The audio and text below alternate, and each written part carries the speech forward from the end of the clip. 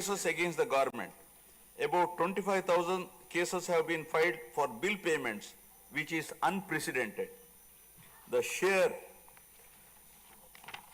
number of contempt cases with personal appearances and arrest warrants against officials in several cases resulted in systematic humiliation and victimization of bureaucracy. This led to complete demoralization of administrative machinery. The capital expenditure reduced by 60% in 2019-24 compared to 2014-19. Departments such as water resources and transport, roads and buildings, which undertake substantial capital works, were left critically short of funds to carry out any works. The capital expenditure on water resources has reduced by 56%, and that on roads and buildings by an alarming 85% during this period. The compound annual growth rate of states-owned tax revenue slipped from 12.8% to 8.1% during this period. On the other hand, the revenue expenditure increased from 7.8% to 10.5%, whereas the capital expenditure growth declined steeply from 26.4% to 3.4%.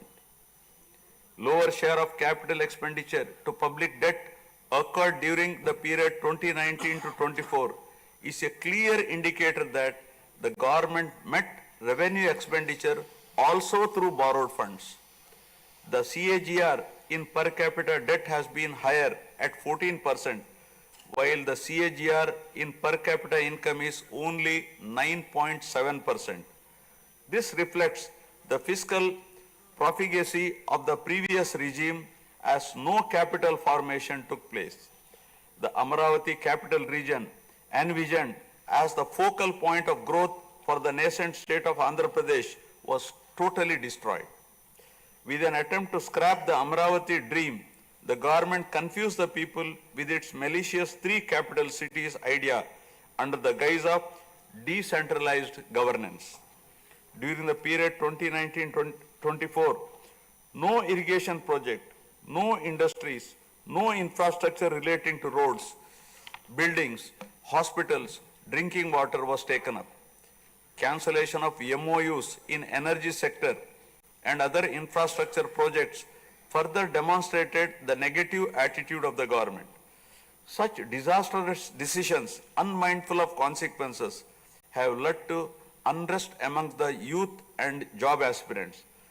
Prevalence of uncertain environment has eventually led the youth towards addiction of illegal substances, causing a drug menace. The mental unrest and agony were not limited to the geographical boundaries of the state. The Telugu speaking people all around the world were upset and demoralized by the uninspiring deeds of the government. They anxiously and desperately waited for a change in governance that would take them forward in the 21st century. The progressive public policies of the AP government during 1996 to 2004 have today led to empowerment of Telugu people globally, enabling them to be amongst the highest earning Indian diaspora.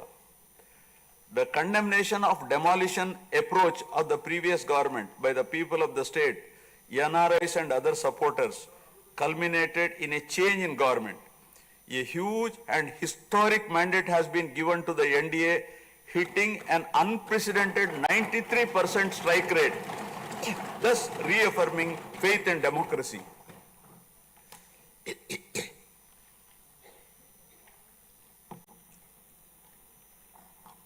I sincerely congratulate the people of Andhra Pradesh for their wisdom in electing a government that discharges its duties with a futuristic view. Hordes of Andhra people had come from various regions to be part of this historic mandate in favor of future of Andhra Pradesh. The new government has a perfect blend of fresh and experienced honorable members in the assembly. I once again welcome all the members who will be instrumental in making right policies in the interest of good governance and in the spirit of cooperative federalism. Honorable members, At this juncture, I feel it is also important to recall the glorious past of Andhra Pradesh, renowned as Annapurna, rice bowl of India. The state used to support other states in ensuring food security. As a leader of self-help group concept, Andhra Pradesh stood out as an example in developing entrepreneurship, knowledge economy, and cultivating thrift amongst poor women. Use of IT in all areas of welfare and development was the cornerstone of state's vision. The misrule of the previous government, which lacked transparency, have compelled this government to put the facts before the people about the disruption of systems and rampant corruption prevailing during the last 5-year term. Accordingly, my government has released a series of white papers highlighting numerous discrepancies in fund utilization, misappropriation, resulting in huge loss to the state exchequer and the natural resources base of the state. I would present some of the key takeaways of the white papers.